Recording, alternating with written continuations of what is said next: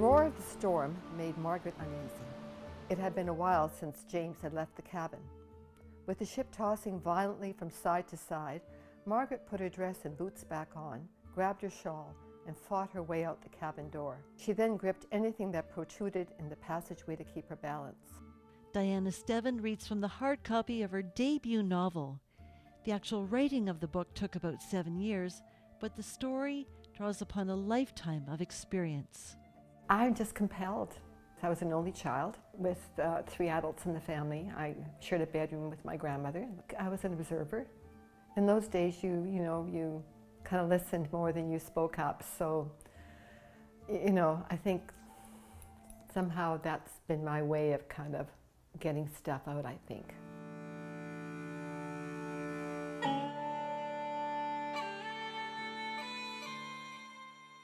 It's a romantic adventure novel, a story of love and loss, fate and the mystery of how we find love and how it finds us. My protagonist, Catherine Fitzgerald, has no idea why this is happening. Like, who is this woman? What does she want? Why is she in her dreams, underwater?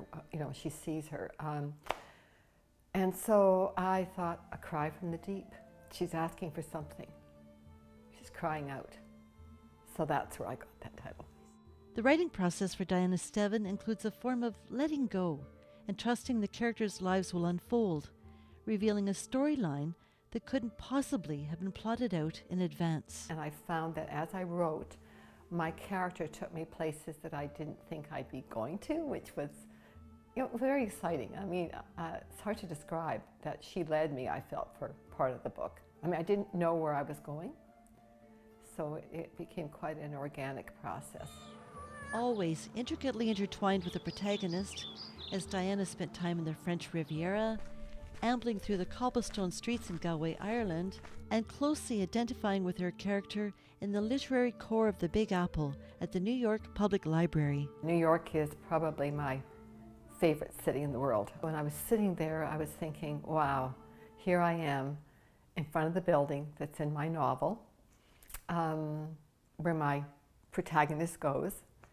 And it's amazing how when you write, you put yourself in the character's shoes. I mean, you have to. It's a delicious experience.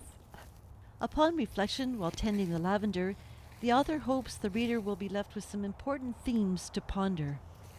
I've packed romance, mystery, this hunt for the Spanish ship into this one book, but also there's underneath that all, very subtle, is this message about our environment and what salvagers are doing, in our oceans, and how they're taking these cultural treasures and, stuff that needs to be shared with the world, and the ocean needs to be respected.